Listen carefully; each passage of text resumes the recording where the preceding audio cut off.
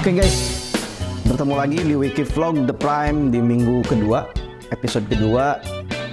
Minggu ini mungkin meneruskan apa yang kita build dari minggu kemarin. Di antaranya kemarin ada kita update The Prime akan update work method, dibantu oleh salah satu teman kita di JDS yang sudah terbiasa.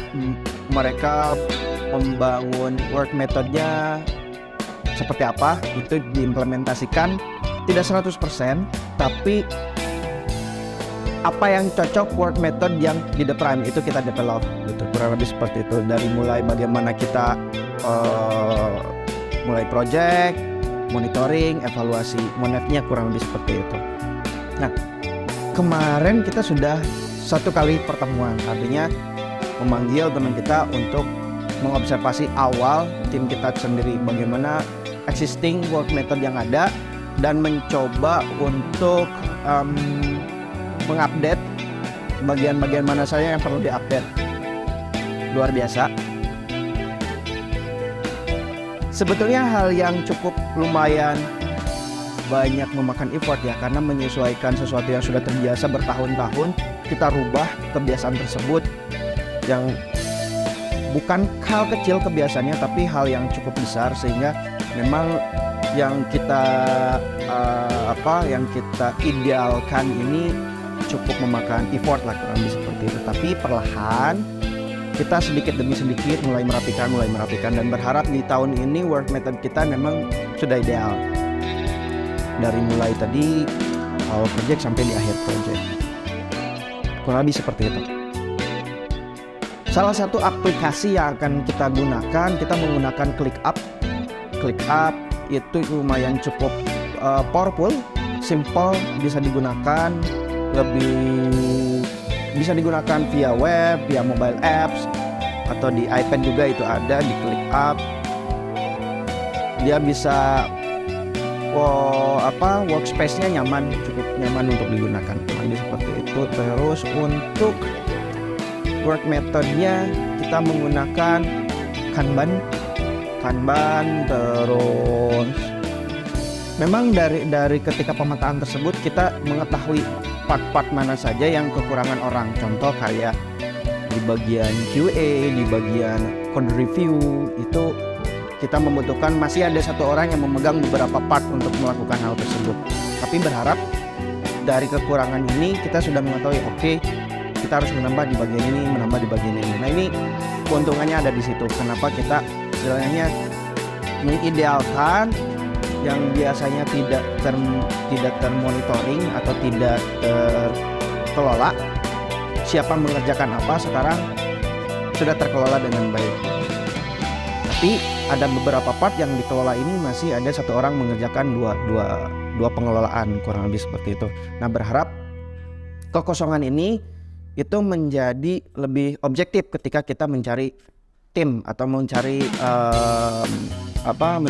tim untuk mengisi kekurangan tersebut. Nah, itu salah satu keuntungannya. Mudah-mudahan pengalaman ini bisa kalian terapkan di startup kalian, di tim kalian, di perusahaan kalian, bahwa ternyata sepenting itu gitu project management itu kurang lebih. Nah, keuntungannya mungkin untuk saat tadi kita sudah bisa mengetahui tim atau part mana saja yang memang kita masih kekurangan. Yang berharap sedikit demi sedikit kita lengkapi. Nah, itu untuk update The Prime, update work method yang sudah bertahun-tahun kita update keseluruhan. Hal yang kedua yang di-highlight, karena biasanya untuk The Wiki Vlog ini adalah menceritakan aktivitas atau kegiatan-kegiatan yang ada di Prime yang kita highlight. Yang pertama tadi update work method, yang kedua alhamdulillah kita sudah bekerja sama dengan salah satu tim pelaksana. Disebutnya tim pelaksana ya, karena mereka tidak mau disebut konsultan atau disebut vendor atau tim luaran, tapi mereka disebutnya tim pelaksana. Kita tergabung dengan tim pelaksana di bawah Kementerian Pendidikan dan Riset Teknologi, Kemendikbud Ristek, di bawah Dirjen GTK, Guru dan Tenaga Kependidikan. fokus dari proyeknya kita ke BGP. BGP itu Balai Guru Penggerak. Nah, tugasnya balai tersebut adalah mengupdate kompetensi atau mengupdate cara kerja atau cara guru ini yang dari mulai SD, SMP, SMA untuk lebih bisa bekerja lebih teratur gitu. Nah, tim konsultan ini atau tim pelaksana ini itu mereka mendevelop dari mulai SOP, dari mulai tata kelola, dari mulai update kompetensi, karena memang kita seperti yang dibicarakan oleh Menteri Pendidikan, kita ingin berakselerasi sehingga teknologi pendidikan ataupun ya istilahnya bidang pendidikan itu bisa berakselerasi mengikuti perkembangan kemajuan teknologi, kemajuan ilmu pendidikan dan seterusnya. Karena teknologi pendidikan kita yang kita tahu itu memang perlu disupport lebih banyak oleh orang-orang yang expert pada bidangnya. Contoh sederhana, misalkan kita akomodir atau kita support mereka dengan satu sistem yang memudahkan mereka cara mengajar, mengupdate kompetensinya. Karena kalau dulu untuk BGP ini bahasanya adalah P4TK sesuai dengan mata pelajaran. P4TK misalkan matematika, P4TK bahasa Indonesia ataupun IPA dan seterusnya. Itu per satu mata pelajaran. Kalau sekarang fokusnya tidak per mata pelajaran, tapi lebih ke keguruannya atau tenaga pendidikannya. Nah, kita tergabung pada pengembang sistem untuk di Balai Guru Penggerak. Dan ini Balai Guru Penggerak ini harus tersedia di 33 provinsi kalau tidak salah. 33 provinsi. Jadi setiap provinsi mempunyai balai guru penggeraknya sendiri-sendiri. Dan yang memang sudah tersedia sekarang itu ada di Jawa Barat, Jawa Tengah, Pulau Jawa ini sudah ada. Sumatera, Kalimantan kalau tidak salah itu sudah ada juga. Nah, sebelumnya dari karena bertransformasi dari P4TK menjadi BGP sehingga mereka punya existing system. Nah, challenge-nya sekarang adalah menstandarisasi dari sistem yang ada sekarang itu diterapkan di keseluruhan provinsi. Nah, ini challenge-nya ada di situ. Karena menstandarisasi ini otomatis akan membangun yang belum ada, menyesuaikan yang sudah ada. Nah, challenge ini ada di situ sehingga kita menjadi bridging atau yang menjembatani sistem yang sudah ada sama sistem atau pada provinsi yang belum ada kita standarisasi. Nah, ini challenge-nya ada di situ karena mereka sudah untuk yang pada bagian sudah ada atau BGP yang sudah mempunyai sistem ini kadang habitnya tidak mau untuk dirubah atau distandarisasi. Yang kedua, partnya adalah yang belum ada secara infrastruktur dari mulai gedung, sarana dan prasarana itu harus kita bangun. Nah, fokus di kita adalah membangun sistemnya, berarti standarisasi tata kelola organisasi, tata kelola pengelolaan programnya ataupun dan seterusnya, kurang lebih seperti itu. Nah, challenge-nya ada di situ. Nah, tugas awal itu kita menstandarisasi. Tugas yang kedua kita mengoptimalisasi atau membuat inovasi sehingga apa yang sudah ada itu bisa lebih baik. Mereka ditugaskan untuk berakselerasi. Nah, diharapkan pada bulan April ini kita sudah mempunyai beta sistem. Beta sistem ini memang tidak melulu dalam bentuk aplikasi, tidak melulu dalam bentuk mobile apps gitu di Android atau iOS. Bisa saja mungkin kita hanya membuat API, kita membuat misalkan spreadsheet, tidak melulu harus dalam bentuk aplikasi. Tujuannya adalah sistem tersebut bisa bermanfaat untuk guru. Pentingnya ada di situ sehingga guru ini bisa berakselerasi. Bagaimana mereka mengajar, bagaimana mereka reporting, dokumentasi dan sebagainya. Nah, kita The Prime bekerja sama dengan salah satu tim pelaksana di GTK, Dirjen GTK, untuk mengembangkan sistem sehingga seperti yang saya bilang tadi, guru ini bisa berakselerasi.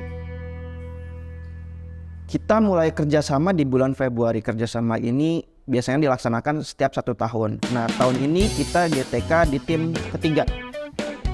Karena kalau tidak salah itu dilaksanakan dari tahun 2021, berarti 2021 tim 1, 2022 tim 2, 2023 tim 3. Nah, ini memang gagasan dari Kementerian Pendidikan atau Menteri Pendidikan Pak Nadiem Makarim.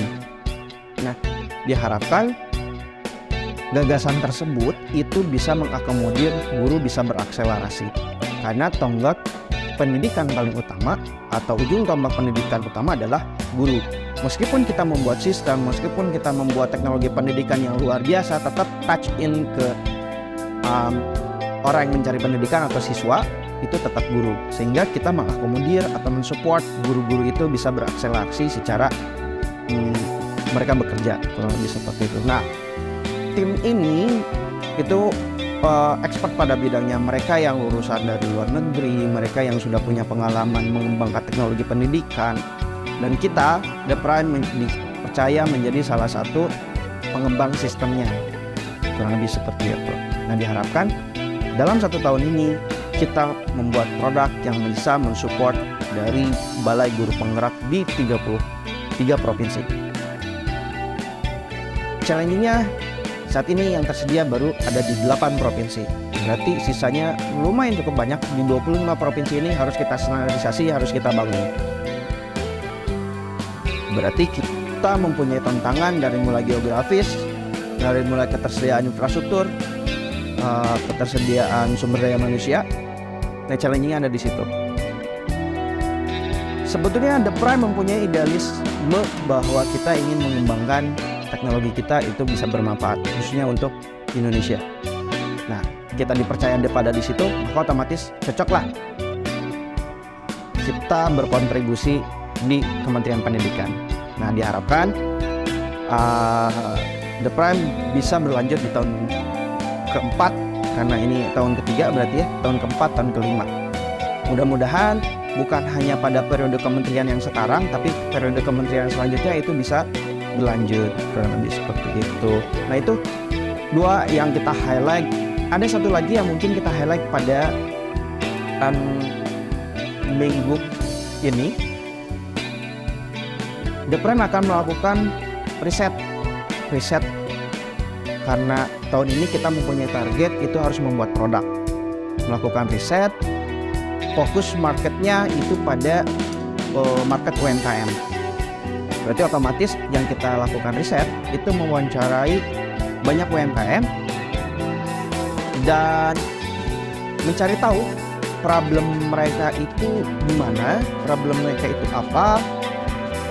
Lalu kita berinovasi untuk menyelesaikan atau membuat produk untuk menyelesaikan problem tersebut dengan sumber daya yang ada di The Prime, dengan relasi yang ada di The Prime. Karena kita mempunyai tadi relasi untuk di bidang UMKM khususnya di Jawa Barat. Pada 2023 The Prime akan melakukan atau membuat produk pada bidang UMKM. Terlepas mungkin permasalahannya ada pada pemodalan, ada pada branding, ada pada packaging produk, atau pemasaran, atau financing. Ya mungkin kita harus cari tahu terlebih dahulu berapa angka yang mempunyai permasalahan financing dan kita coba selesaikan dengan produk yang kita bangun. Karena prinsipnya ketika kita membuat produk itu harus based problem, sehingga produk kita mudah diserap. Dengan daya serap misalkan anggaplah ada 1000 UMKM, pelaku UMKM punya permasalahan pendanaan 50%, berarti market kita kalau misalkan membuat produk pada 50% ini, daya serap kita atau target market kita pada 50% tersebut.